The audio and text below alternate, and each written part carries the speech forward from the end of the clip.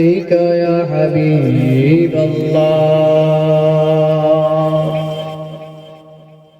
الصلاة والسلام عليك يا جد الحسن والحسين الصلاة والسلام عليك يا رحمة للعالمين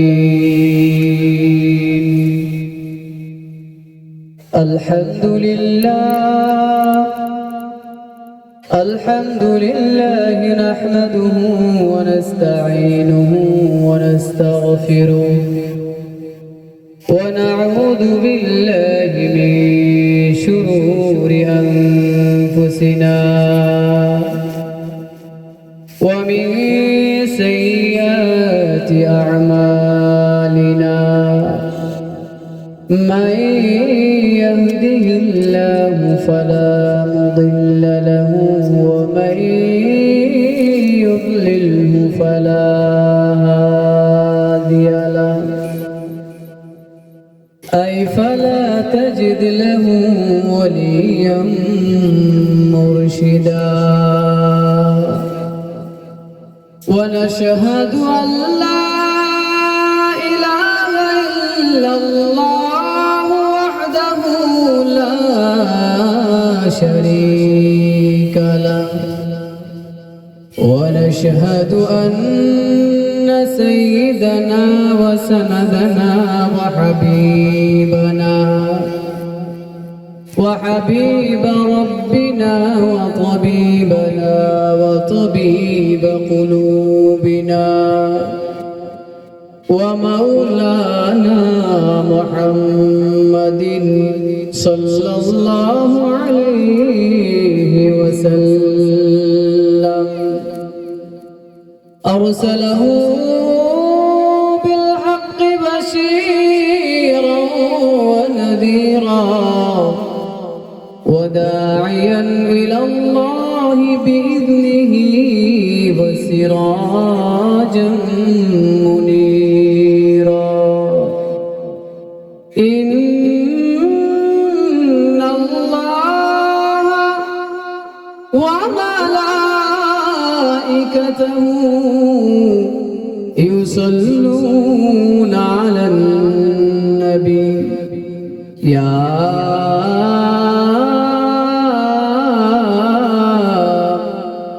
أيها الذين آمنوا صلوا عليه وسلموا تسليما اللهم صل على سيدنا مولانا محمد وعلى آل سيدنا مولانا محمد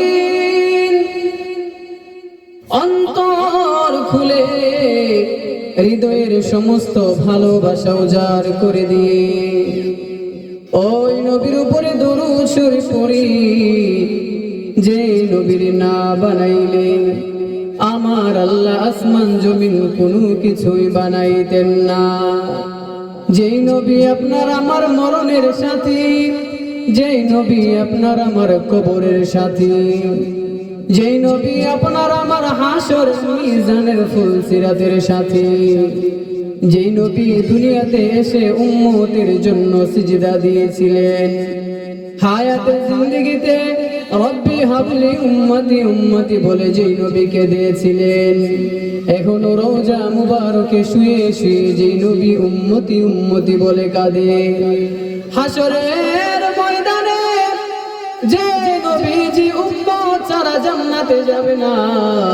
এই ব্যথার প্রীতি দরদি নবীর জন্য হৃদয়ের সমস্ত প্রেম দিয়ে মহব্বতে পড়ে আল্লাহুম্মা সাল্লি আলা সাইয়্যিদিনা মাওলানা মুহাম্মদ وعلى آل سيدنا مولانا محمد प्यारे हाज़िरीन,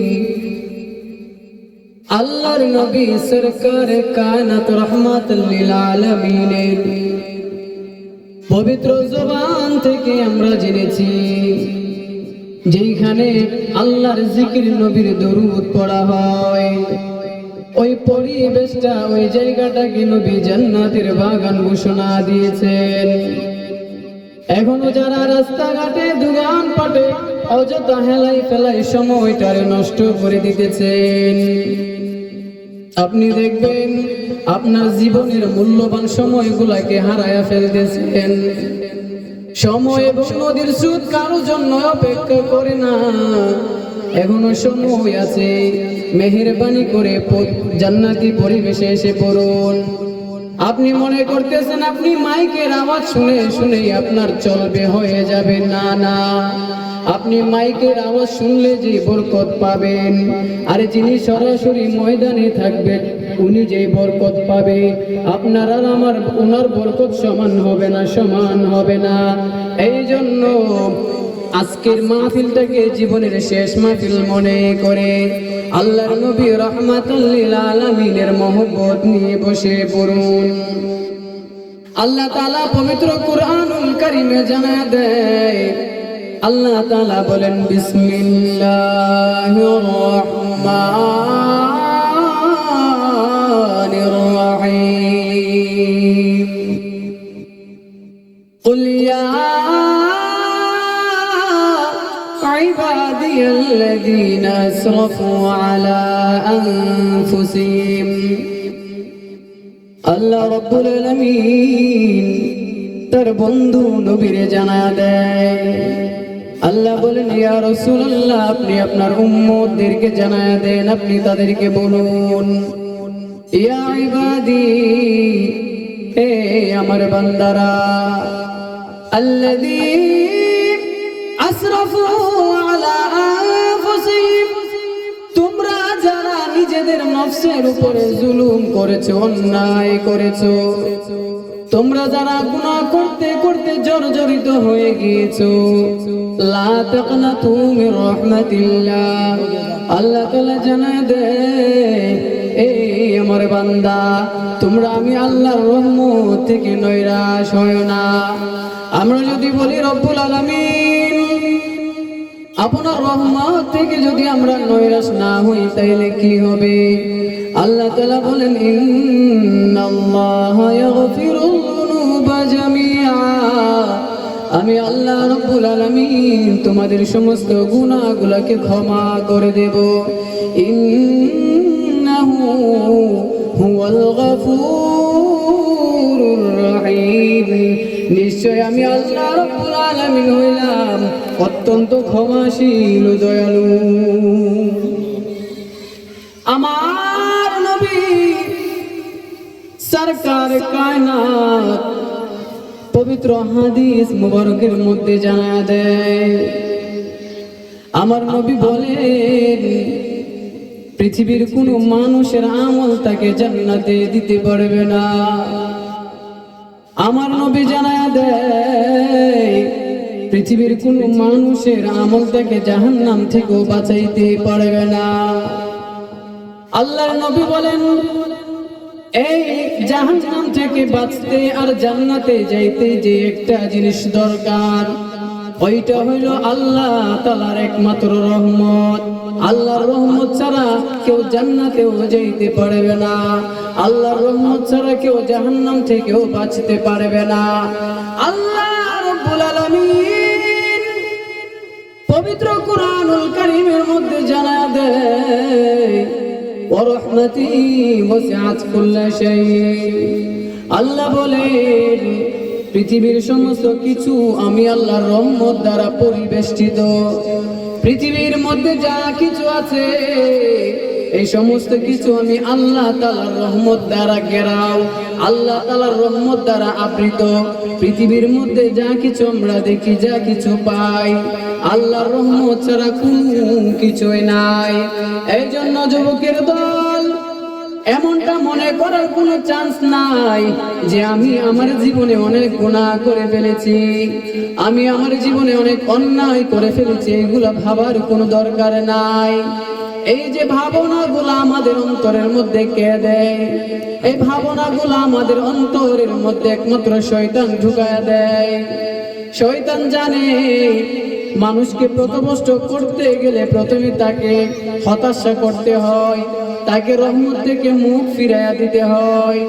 এই জন্য শয়তান আমাদের মনে ওয়াসওয়াসা দেয়, শয়তান আমাদের মনের মধ্যে উদয় করে দেয় এমন জিনিস যে তুমি তো তোমার জিন্দেগিতেও নামাজ পড়ো নাই, তুমি তোমার জিন্দেগিতে আল্লাহরে ডাকো নাই, এখন তোমার বয়স শেষের দিকে তুমি আসলে আল্লাহকে ডাকার জন্য। এই ওয়াসওয়াসাগুলো দিয়ে শয়তান আমাদেরকে আল্লাহর রাস্তা থেকে দূরে ঠেলে দেয়। আল্লাহ তাআলা জানেন আল্লাহর বান্দাদেরকে শয়তান এই ধরনের ওয়াসওয়াসা দিবেন। এই জন্যই তো আল্লাহ কোরআনে বলে দিয়েছেন লা তাকনাতু মির রাহমাতিল্লাহ। আল্লাহ বলেন বান্দা তোমরা আমি আল্লাহর রহমত থেকে নৈরাশ হয়ো না।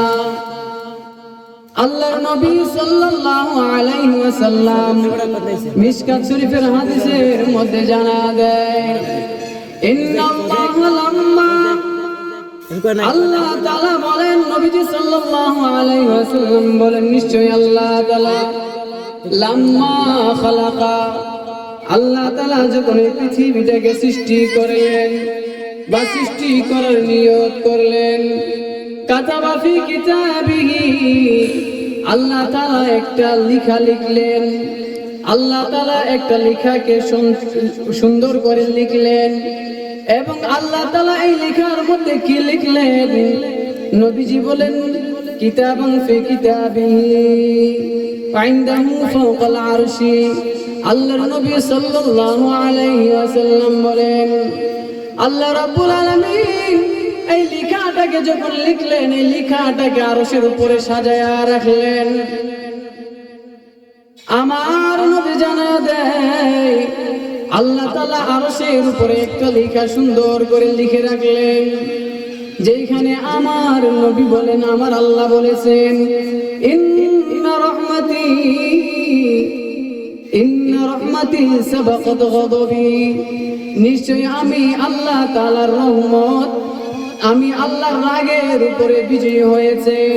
একটু জোরে বলো মারহাবা মারহাবা। আমার নবী জানা দেয় যে আল্লাহ তাআলার যে রাগ, আল্লাহ তাআলার যে গুসা আছে, এই রাগ এবং গুসার উপরে আল্লাহর রহমতটা বিজয়ী হয়েছে।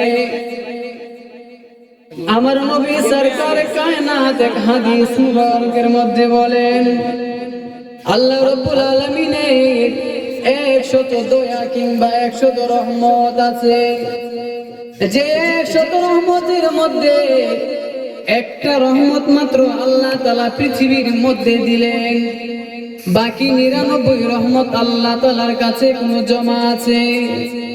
আল্লাহর নবী সরকার কায়নাত জানা দেয় এই একটা মাত্র রহমতের পাওয়ারে সন্তান মাকে কত ভালোবাসে, মা সন্তানকে কত ভালোবাসে, ভাই ভাইকে কত ভালোবাসে, সন্তান তার পিতাকে কত ভালোবাসে। এইখানে মাত্র একটা রহমতের প্রতিফলন, যে বাকি 99 রহমত আল্লাহ তাআলার কাছে রেখে দিয়েছে, এই বাকি 99 রহমত আল্লাহ তাআলা হাসরের ময়দানে বান্দার কাজে লাগাবে। সুবহানাল্লাহ। আল্লাহর নবী সরকার কায়নাতের হাদিস মুবারকের মধ্যে থেকে জানা যায় হাসরের ময়দানে আল্লাহ তাআলা এক বান্দাকে বলবে তুমি জাহান্নামে যাও। এই বান্দা জাহান্নামের দিকে রওনা দিবে, একটু সময় যাওয়ার পর আবার পেছনের দিকে ফিরে তাকাবে, আবার একটু করে সামনের দিকে যাবে, আবার একটু করে পেছনের দিকে ফিরে তাকাবে।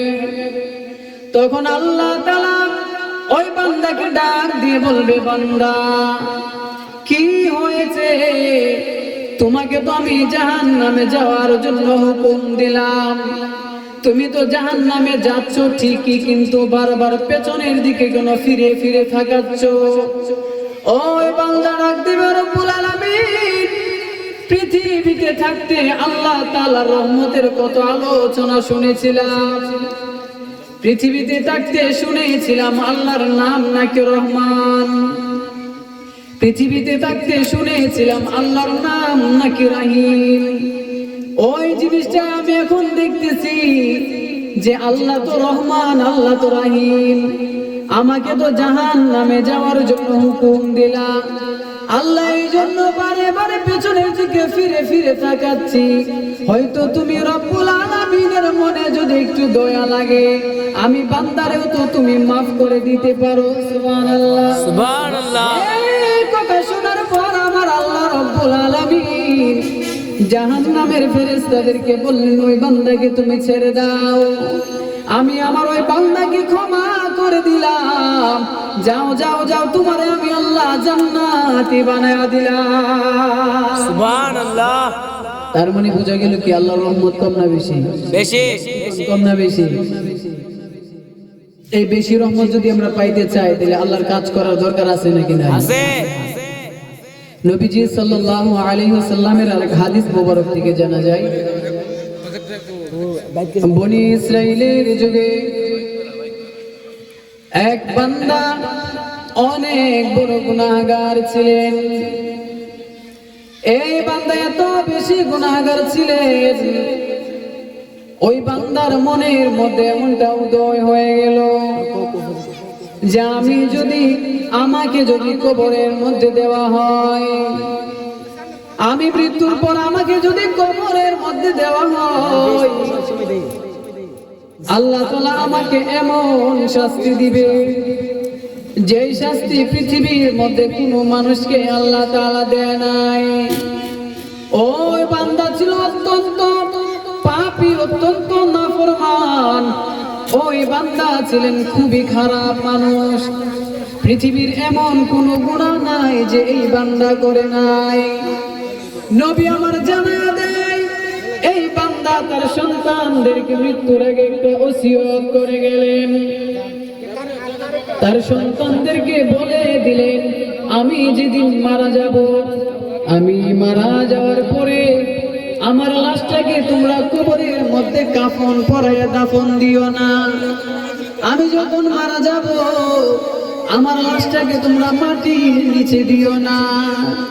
সন্তানরা প্রশ্ন করলেন, বাবা এইটাই তো পৃথিবীর নিয়ম, কেউ যখন মারা যায় তাকে কবরস্থ করতে হয়, কিন্তু আপনাকে কেন আমরা কবরের মধ্যে দিব না?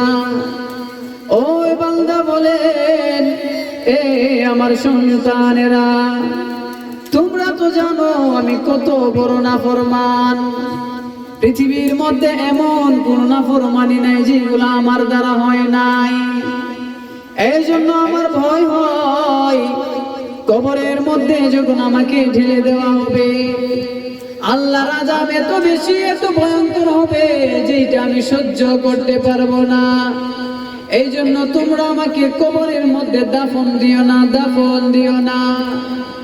সন্তানরা বললেন, বাবা দাফন তো দিব না, তো বুঝলাম কি করব?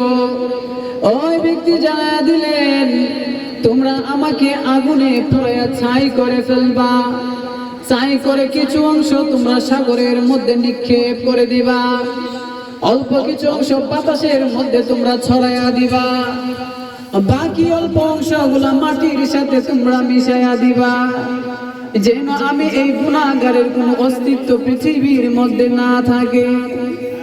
ওই বান্দা যেদিন মারা গেলেন, ওনার সন্তানেরা ওনার বাবার ওসিয়ত মোতাবেক, ওনার এই ওসিয়ত অনুযায়ী ওনাকে আগুনে পুড়াইয়া ফেললেন।